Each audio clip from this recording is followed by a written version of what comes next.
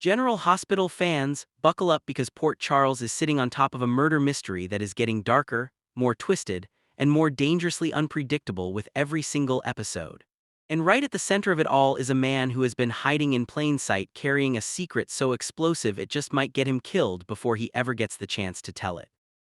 We are talking about Pascal, played by the incredibly compelling Mark Fegget, a character who started as a background player in Jen Sidwell's operation, and has quietly become one of the most fascinating and tragic figures in this entire storyline.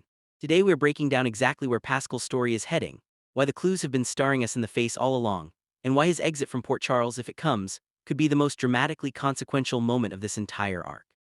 Let's get into it. To understand what is coming for Pascal, you have to go back to what General Hospital has been building piece by piece, scene by scene, with almost surgical patience. Marco is dead, that much we know, and the question of who killed him and why has been hanging over this storyline like a storm cloud, growing heavier and more electric with every passing episode. In GH's May 26th episode, Ava Jerome, played by the incomparable Maura West, stepped into the conversation and offered a theory that reframed everything. Ava, who knows a thing or two about passion, obsession, and the violence those feelings can produce when they curdle, suggested something chilling. That Marco's killer may have been a former lover or someone who harbored unrequited feelings for him. A jealous obsession, Ava called it. Someone whose love was never returned and who perhaps couldn't live with that reality anymore. It was a theory delivered with Ava's signature precision. And the moment she said it, the camera might as well have been pointed directly at Pascal, because everything we have seen from Pascal, every sullen glance, every hostile outburst, every heartbreaking gesture, fits that description with terrifying accuracy. Let's talk about the evidence that has been sitting right in front of us, because the writers have not been subtle. They have been bold enough to show us exactly who Pascal is and what Marco meant to him, while letting the other characters remain almost willfully blind to it.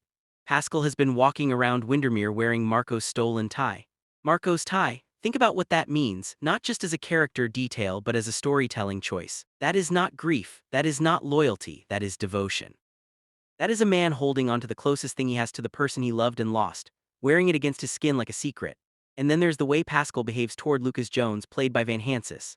The lashing out, the hostility, the barely concealed rage every time Lucas enters the picture. That is not professional friction.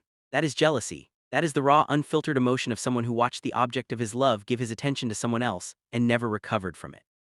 Jen Sidwell, played by the commanding Carlo Rota, even scolded Pascal previously for his embarrassing crush on Marco.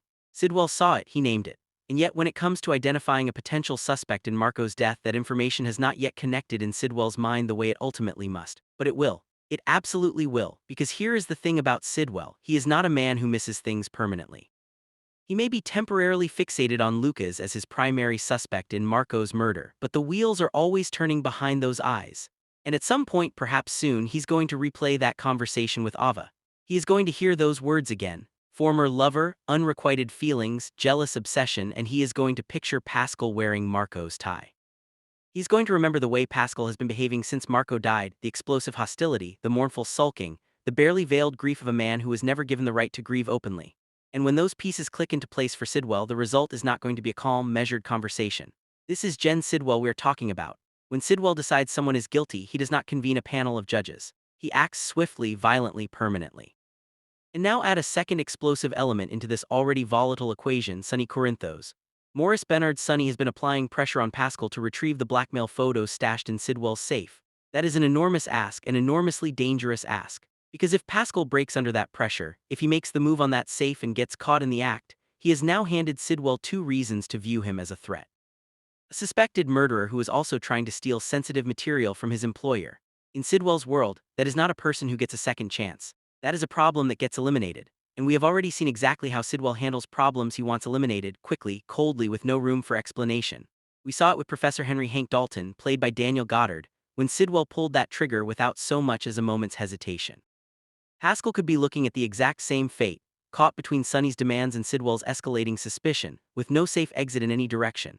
If this breakdown hit different for you, please give it a like, subscribe to the channel, and ring that notification bell for daily General Hospital spoiler drops. And drop your theories in the comments right now. Do you think Pascal is Marco's killer, or is there someone else hiding in the shadows? I want to hear every theory you've got. See you in the next one.